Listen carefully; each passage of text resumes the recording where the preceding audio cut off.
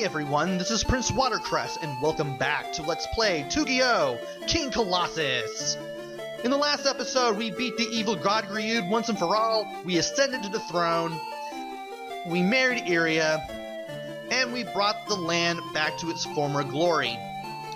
But what if we didn't return to the castle? What would have happened then? Well, when we select no, we're gonna find out.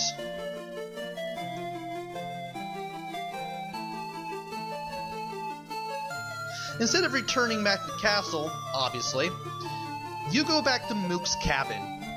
With Iria, with Flora, with Mook. From there, you still marry Iria, and you, Iria, your sister Flora, and Mook live out the rest of their lives peacefully in the cabin where we all started the game off. The legendary sword is seen return to the sword shrine, and the main character's name still lives on as part of the legend of King Colossus. We don't really get to become king, but apparently we get to become king in legend, and our story is still told for many generations. And we finally see the now crumbled Griud statue. That goes to grayscale, and with that alternate good ending, which occurs if you never go back to the castle after beating Griud a second time, we finally end Let's Play Tougi, King Colossus. Really, really good game. It's not perfect, but it's definitely a pleasant game to go through. I had quite a bit of fun playing through this game a second time for the channel, trying to find out where everything is, finding all the items, getting a lot stronger than I did the first time around, and I really felt like I put some tender loving care into showing everything off that I could. And this has totally become one of my favorite Let's Plays that I've done, alongside Illusion of Gaia and ActRaiser. And I hope you guys got something out of this too. I hope you all learned something about the game, because when I first decided to do this for the channel, there was nothing for this game on YouTube, as far as I knew. There wasn't anything on GameFAQs. According to what Freezing Inferno, the one who recommended that I play this game, told me that this game was like Lagoon, the last game that I played for the channel before this one. Just like Lagoon, except a lot of stuff is better. And that leads to my final thoughts on the game. I'm going to start with the graphics first. Pretty comparable to Lagoon's. A lot brighter. Still got that anime style to it. But it looks a lot more cheerful. You know what stuff looks like. It's not as washed out as Lagoon did. You have a brighter variety of colors here. And stuff looks like they should. It doesn't look terrible. Sound and music. Music is a lot better. You don't have stuff looping every 10-15 seconds. And there's not a lot of music here. But what music there is in the game, it's handled pretty well.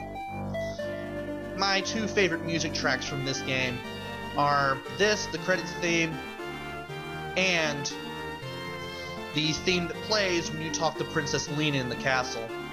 Those two tracks were really good. Game controls pretty well. Might as well go ahead and mention the play control. It's not perfect. You don't get to jump as long as you did in Lagoon, but you can change your direction mid-jump. You can change how far you go too, just like in Lagoon, but you can change your direction mid-jump. Really useful for the jumping puzzles here. Speaking of the jumping puzzles, getting used to how to get through them takes a little while. You do have to put in an effort just to get through them, but when you get through them, it does feel kind of worth it. It didn't feel that way at first, during my first playthrough, because I wanted to get through the game in one day and see what there was to see.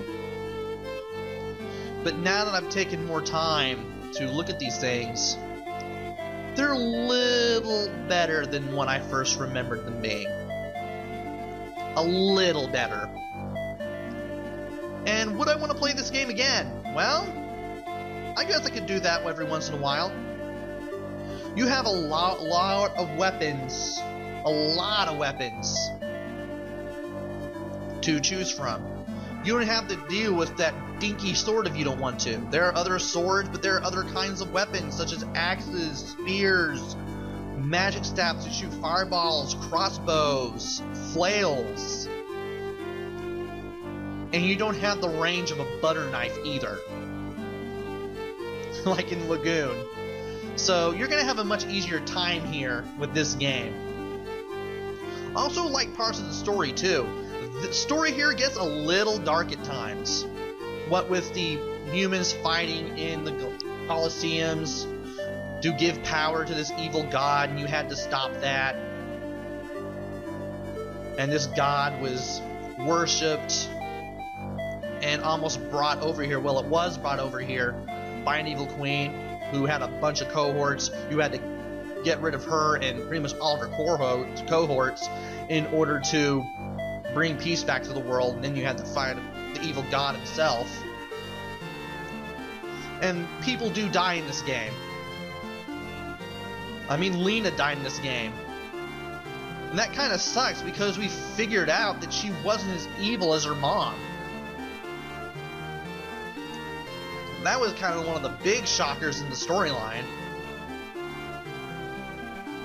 So would I want to play this game again? I guess I would every once in a while. I mean, you obviously would play from the last save after you beat the boss again, just to see the other ending, the one that you didn't pick originally.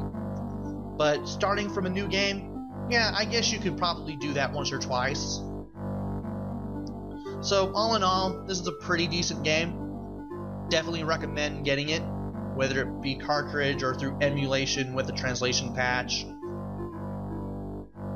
It's not a perfect game, it's not groundbreaking, it's not super innovative, but what it does, which is similar to the E series and Lagoon, it takes what those games do and it actually does a bang up job with them. It actually does what it does pretty well. It's definitely a recommendable game. And that's it for Let's Play Tougi King Colossus. Hopefully I'll be back with another game.